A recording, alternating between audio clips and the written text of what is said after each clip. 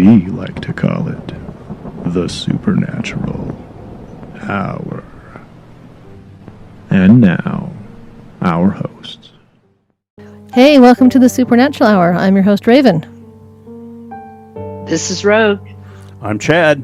And this is Klaus. Klaus! Yay! We're glad to have you here. Hello. We miss Klaus, and I have to tell you one of the many reasons why we miss Klaus. And this is why we weren't recording, but we're going to bring it back up because it was hilarious and I laughed. What exactly, what treat were we eating? I gave Klaus some Orange Circus peanuts. Peanuts. The word's peanuts. He may have used a different word. Potentially. But it's peanuts. Peanuts.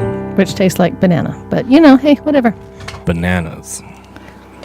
Banana hammock. We could just go We could call it in. This goes along with what we were talking about. Okay, wow. We started off really dirty with me. I'm sorry. That's what happens when you get me on board. That's okay. That's okay. That's okay. So, for the business, it's brought to you by Castle Photo Art. Go see Castle for your photo needs. He does a great job.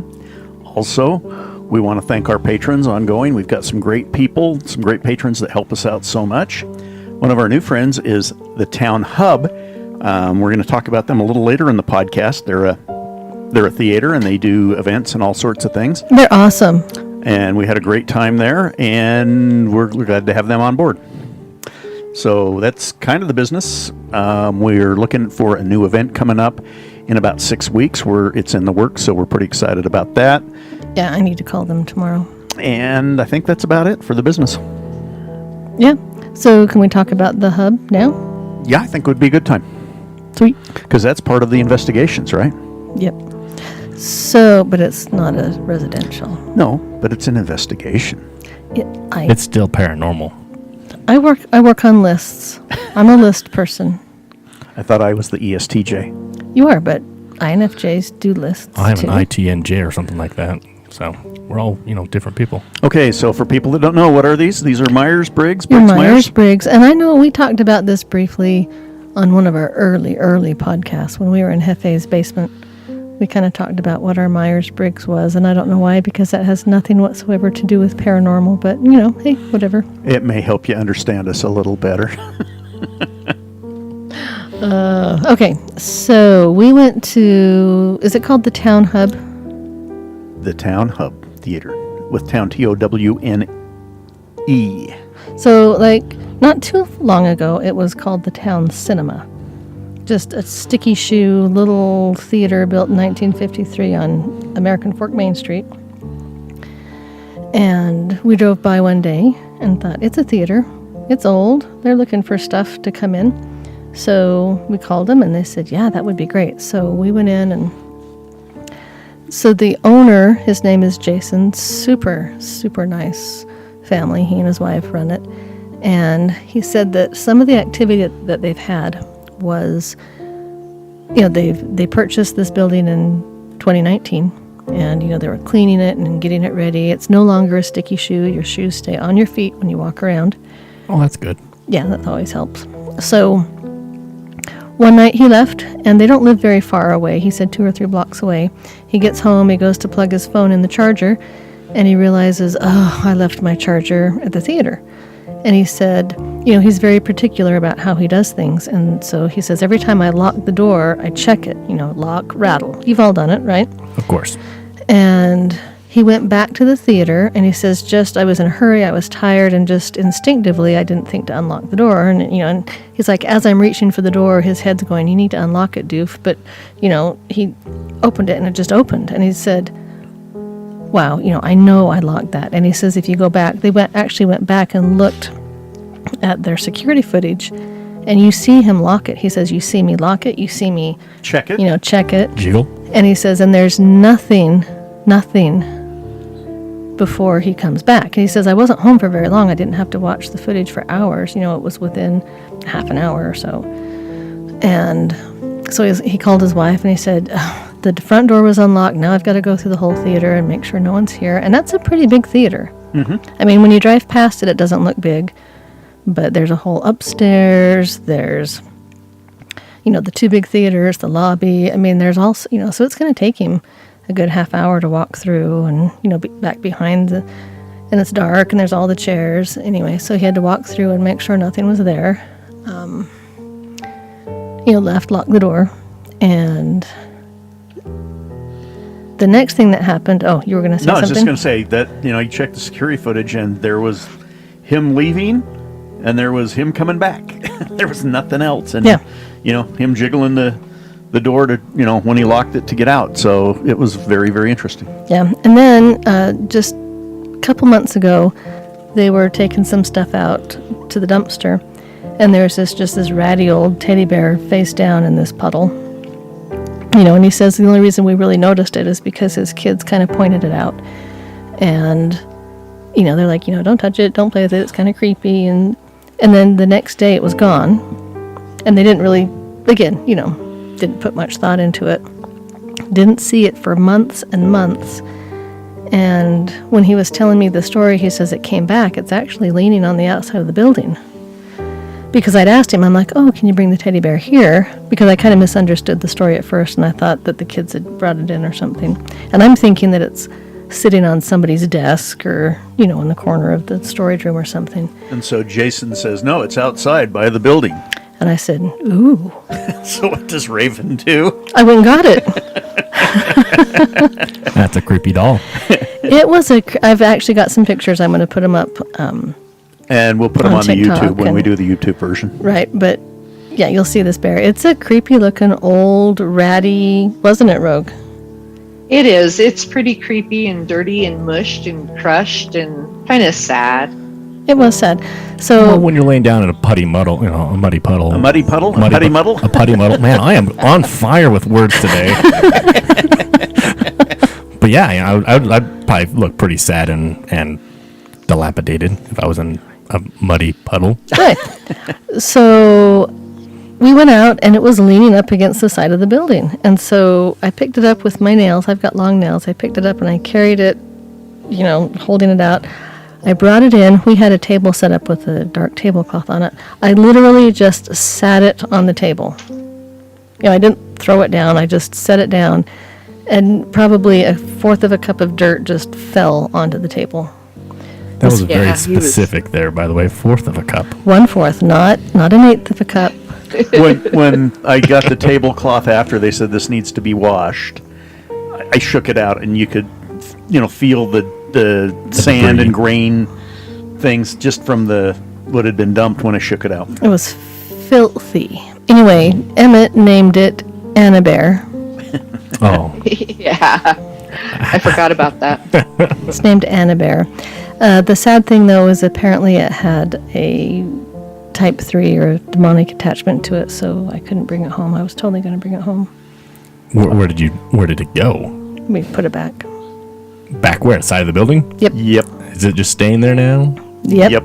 Still there to this day? As far as I know. Oh, goodness I mean, gracious. it was all of 2 days ago. It was all of 2 days ago that we did this. 2 days ago. All these listeners are going to be like, I'm going to go find Anna Bear. I might go get it and put it in a bag of salt and go out to the salt flats. Make a trip. Right. So the investigation in and of itself was very good. Rogue, do you want to tell us about some of your experiences there? Well, for me, it was a little different because I had a team, but my team was very self-entertaining. So I took the opportunity to have some time by myself. So I was able to sit in the theaters and different areas just kind of on my own. And sitting by myself, I could feel somebody just kind of softly touching me. And I've taken quite a few videos where I've got quite a few orbs, light streams shooting near me and around me. So as far as that goes, that was probably my highlights of being there. I didn't see any shadow people like other people did. But my team was very entertained by a couple of different spirits that they'd met behind the scenes. I think they named one Larry. I don't really remember the names that were going on, but there was a lot of activity. Everybody was having a really good time. Right, and Emmett wasn't able to be here with us today. He's not feeling well, and Doc he had a family thing come up, so that's why he's not here today as well. So, and I kind of wish they were here so they could tell us what they found. I do know Emmett saw a visible pink orb, and Yes. it's fun when you can see them with your naked eye. My team actually it was half and half. It was half our patrons, and it was half people that had never investigated before and had never heard of us before. It was, they had bought tickets through the theater.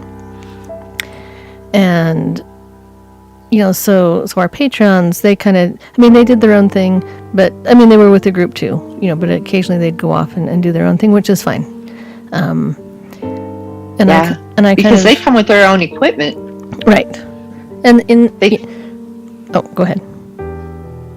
No, so when they come with their own equipment, they kind of go sidebar Right. away from the team. And we think that's great. You've paid a ticket to come. If that's what makes you happy, go ahead. Yeah. So, Absolutely. But they also are, engaging, and they'll come back, hey, Ravyn, come look at this, or hey, what do you think of that? Yeah. So they're engaging. It was good, but it gave me the opportunity to really spend some time with these 4 new people. And what do you call the new people?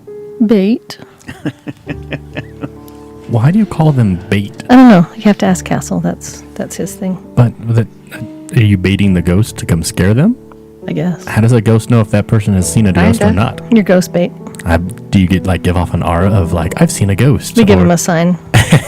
Hold this. It says bait. do you give them some worms and hey, walk around with this? What is this supposed to do? It's supposed to attract ghosts, Gummy worms.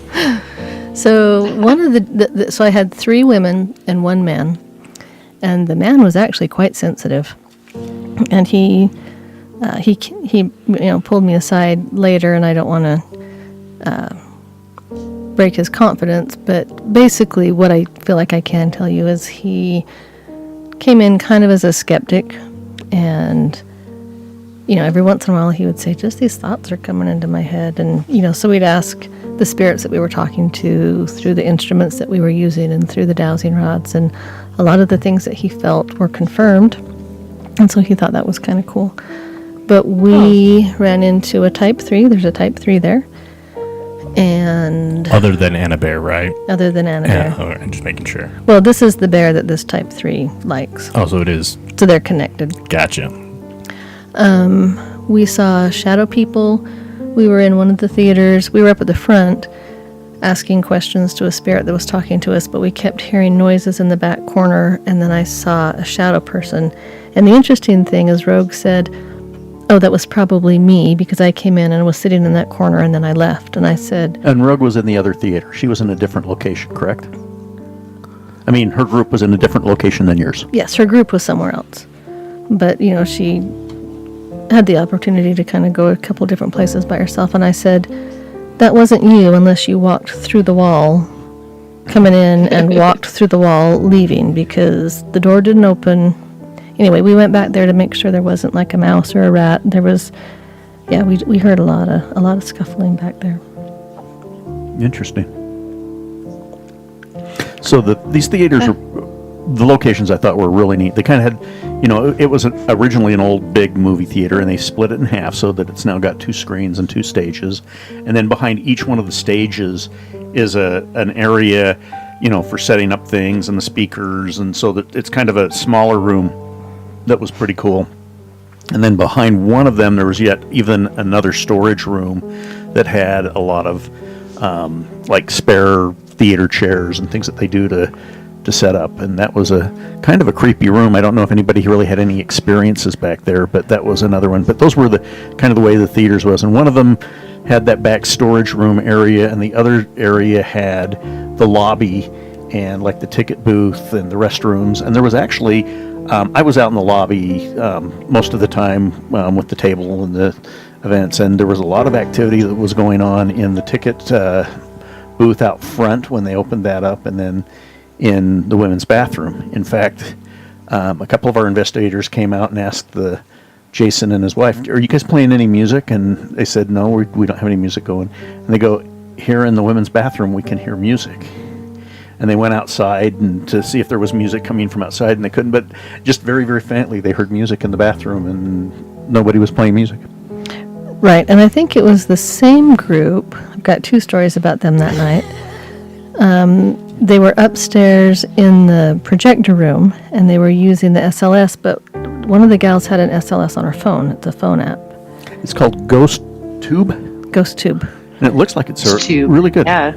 And they actually, and those you have to be careful because sometimes the Kinect system will triangulate and try to make a chair a person or a light a person, and so, but they caught a figure, and at first you're thinking, oh, it's just kind of tracking on, that stuff.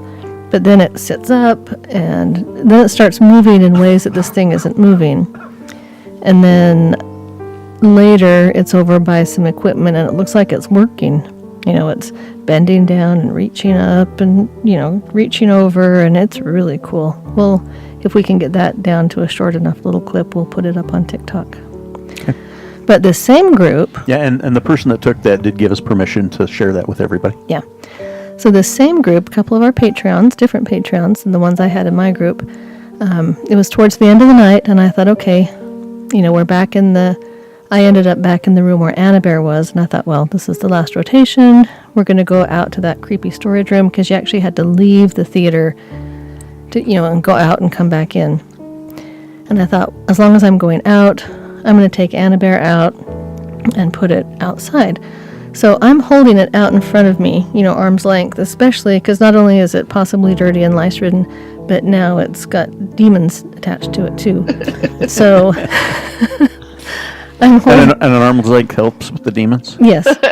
So 6 feet, please. Exactly. See? Klaus Social knows. distancing. So here I am. Well, they had come outside of the building on the other side, and I think they weren't looking for the bear because they knew it was inside. But I think they were looking for Where it had been. because they actually saw me go out and get it. So they knew where it was, and they were kind of exploring the outside of the building, trying to get some stuff out there. But they've got the bear in mind. So I'm coming from the other side of the building. So we're on either side of the building, about the same place. We come around at the same time. They scared the absolute soul out of me. And then I think I scared them worse because the first thing they see is this bear levitating. A disembodied hand holding a bear as you come around the corner. I'd be a little scared too if I saw a bear Yeah. floating in the air, We all knowing had that it's paranormal. we all had a Right? bit of a moment, but we Oh, recovered. they all came in laughing, though. I mean, that scared laughing when they came Well, in through and the living- scare was brief. Yeah. It was it was funny. But that was a good investigation, and we are definitely going to be going back. So watch for that. Probably sooner than later. So Towne Hub Theater. They'll do events for you. You can schedule out their theater. And when we went and did our initial to check it Walkthrough. out, our initial walkthrough, they were doing some events for a school, doing a dance production in the theater. So if you have things that you need to do like that, big groups, and you need a place, consider the Towne Hub. They're a great place. Yep. All right. Well, we actually had some residentials. It's been a while. So the misfortune to that is I haven't been to them. So Yeah, so this year with residentials, we had them scheduled a lot of times, but with all the illness going around, they'd get rescheduled, they'd get canceled. I know we keep saying, we've got one, we'll tell you about it next time, and then next time, we've got one, but we'll tell you about it next time. Anyway, we finally were able to get through the sick and be able to actually get into a couple of these.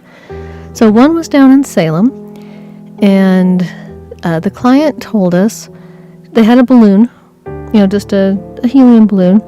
And helium balloons travel.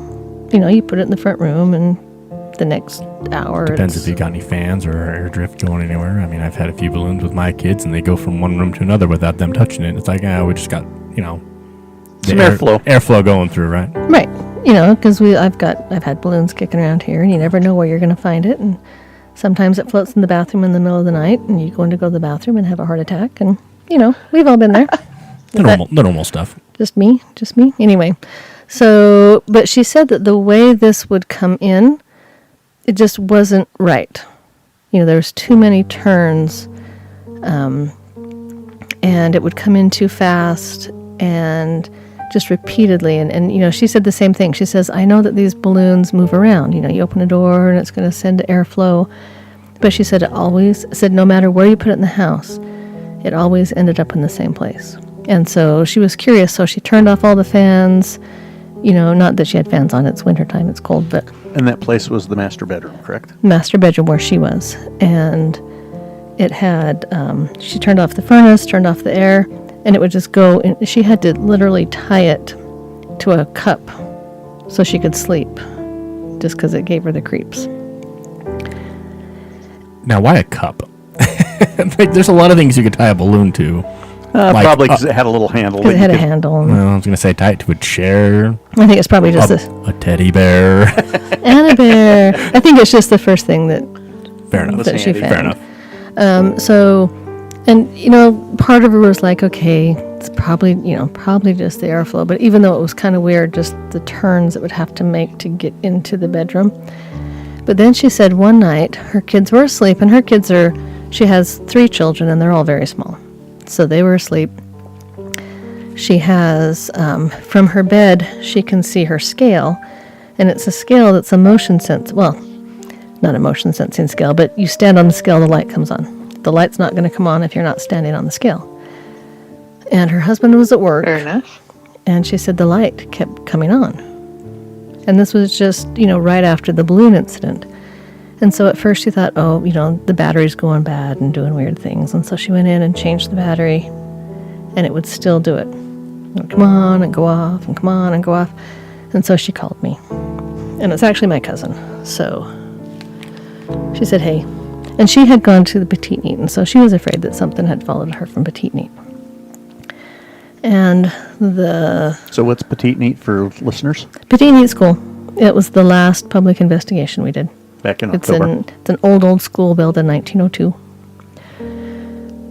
And the short version, something had followed her home from Petite Neat, but it was something that, it wasn't like a resident at Petite Neat, not a resident ghost. It was, they happened to be passing by and noticed her and went home with her. So there were 5 spirits. There were 2 women and 3 children. None of them were related. They just kind of, think Walking Dead, they just kind of banded together. And, you know, it's like, we're going to face this living world as dead people together. I don't know. There's power in numbers. Exactly. And they wanted to cross. And that's one of the reasons they could tell that she could kind of feel them, and so they were trying to get her attention. The balloon was actually was being brought into her by one of the children. And so we crossed them over. Very cool. So the second residential we did was in Salt Lake. It was a lady who had kind of a traumatic childhood and felt like she had something that had been attached to her since she was a child. And so we went to the home, and Rogue wasn't able to go, but she had kind of zoned in on her and thought it might be an object attachment. Right. So we were able to... And Emmett was with us on this. Yes, Emmett came. It was actually someone that had contacted him. And we were able to find that object. It was a pillow that her aunt had made, so she'd had it her whole life. We kind of figured it would probably be something from when she was younger. From early childhood, yeah. Maybe not whole life, but something that had been around her and her family for a very long time. Yes. And so we got that taken care of. We told her how to get that taken care of, and she's going through the process, putting it in a bag with salt for now, and then she's going to take it someplace and dispose of it. But while we were on the property, we also found there was a Native American spirit who had been hung and buried without ceremony. And so he was just upset that he'd been given a very unceremonial burial. And so Emmett said some words, kind of a service of sort, and he was happy with that. He just wanted Some recognition. some recognition, and that should just be stuffed in the ground. And then we found. And it was an old thing, over a century. Oh yeah, it was. This wasn't a recent. No, this would have been late Event. 17, early 1800s thing. This is no like Yellowstone stuff going on, right? No. Like No. the TV show Yellowstone. That show No. is so good. If you guys haven't watched it, you got to watch it. They didn't take this into the bus station or the train station or whatever that was. I'm still watching it. So far, it's been pretty good. But anyways, And then you got to watch 1883. oh boy, That's a prequel. I'll have to look into it. Okay. Sorry, so good. continue. Anyway, squirrel. All right. So, That's why I'm here. And horse and cows and so then we found the portal was in the neighbor's yard, and it was a positive portal. We didn't need to do anything with it, but it did come into her yard just slightly.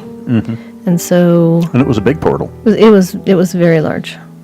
So we let her know, hey, there's a positive portal. It's right here. You might get some pass-throughs that.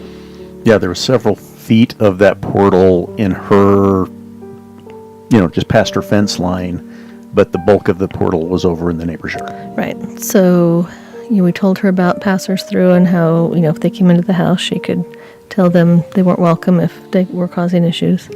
She was also a master gardener. She had a master's degree in horticulture.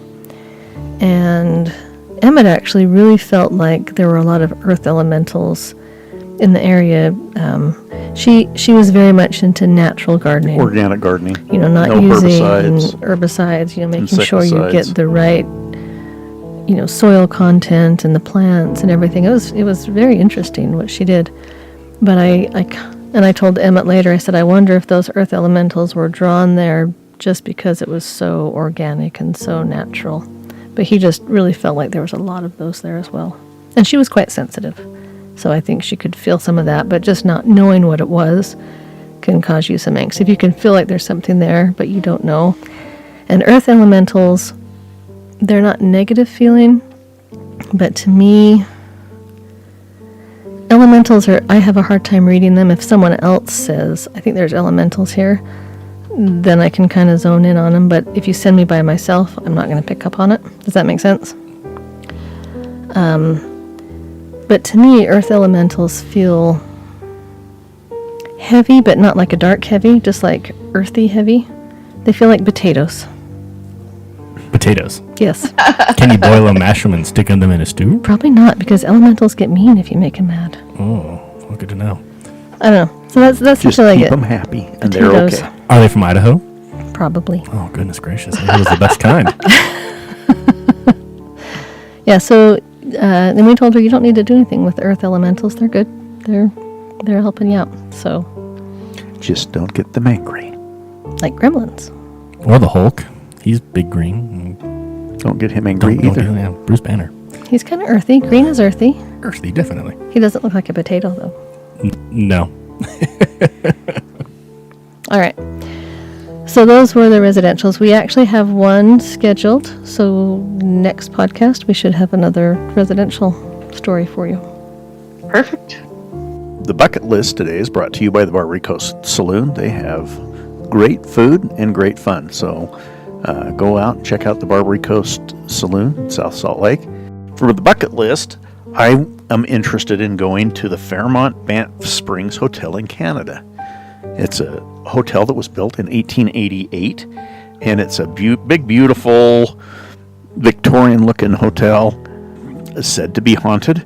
There's a number of ghost stories in there. One about a woman who fell on her wedding day and died. That's always good for a ghost story. And another one of one of the guys that had worked there and said that after he died and passed away, he would come back and haunt the place. And they say that they have had sightings of him also. He made good on his promise. He's back. So I think that would be a great place to go. I've been to Alberta. I haven't been actually to Banff, but I would love to go up there. It's a beautiful area. Make a road trip of it and see, Waterton and Glacier National Park, and then head up into Banff and see that and spend a night at the Fairmont Banff Springs Hotel in Canada. And I'm going to go and buy my jacket. You're going to get the jacket you want? You're going to tell them that story? Oh, you're hearing the story. I figured. Oh, So, wow. I was trying to show you a picture of the hotel. Can you see it? oh, It's nice. a beautiful hotel. Oh, there that you is go. pretty. She's pulling it out of a book, so you know it's legit. Nice. Right? Exactly. It looks kind of like Again, that Prince. We're going to the book. Is this the Mysterious Haunted Places book? Yeah, it's in my Haunted Places book. Yeah. Okay. That's well. pretty. All right. Who buys books these days?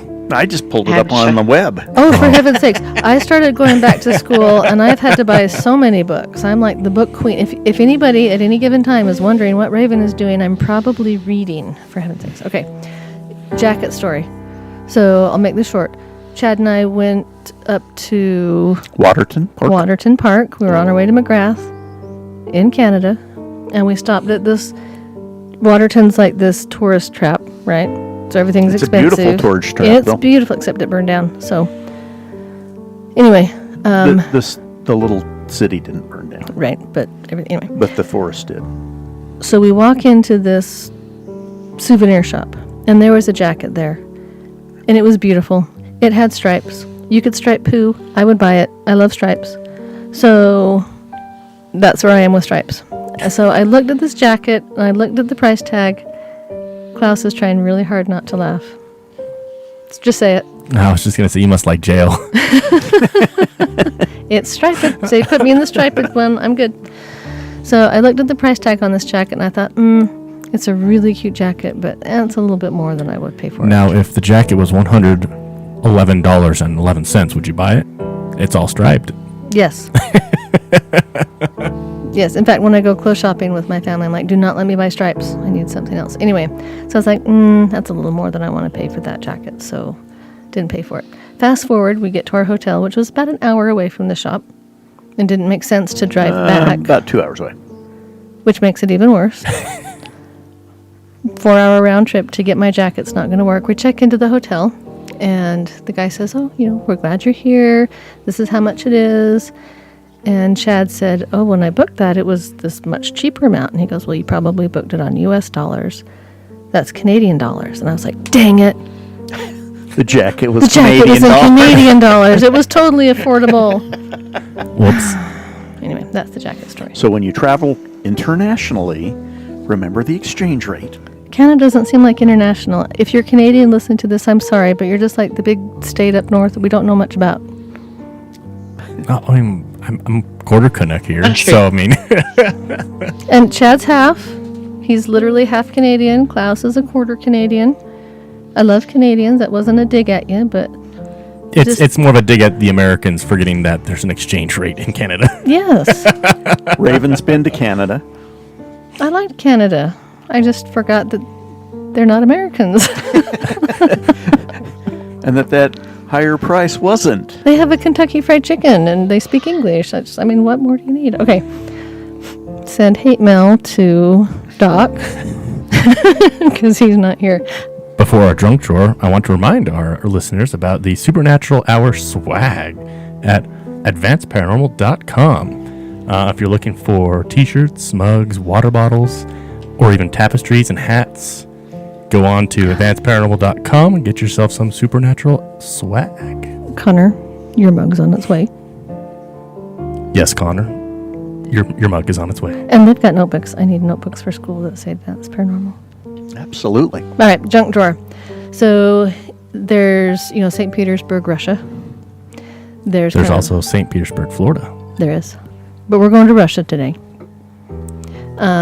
There's an empty radio station kind of in a swampy area, and it's been broadcasting nothing but 2 mysterious sounds, occasionally some numbers, and even more rarely some words, 24/7 for over 40 years. I actually heard this in passing at one point. So there's a report that was put out by the BBC. This report must have been very, intense if you stop talking.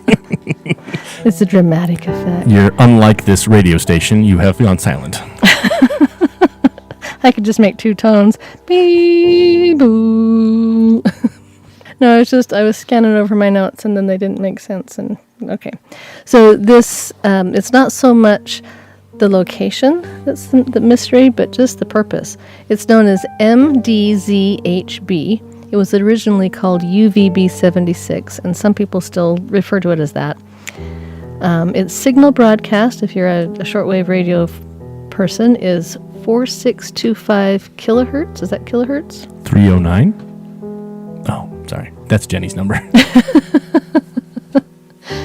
It can be picked up on any shortwave radio that's tuned into that frequency. So again, the frequency 4625 KHZ, kilohertz?